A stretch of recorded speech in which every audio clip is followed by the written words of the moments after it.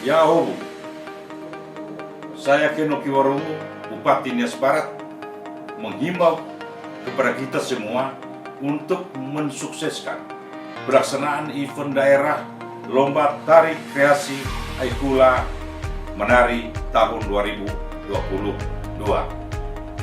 Event Aikula Menari ini memberikan kesempatan kepada seluruh masyarakat luas untuk menyalurkan bakat seni tari.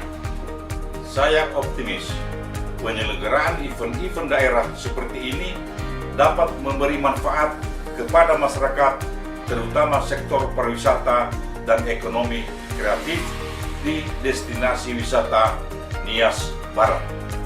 Saya mengajak Bapak Ibu, Saudara-saudari, mari kita saksikan acara final Aikula Menari pada tanggal 27 November 2022 di Pantai Sirompu, Kabupaten Nias Barat.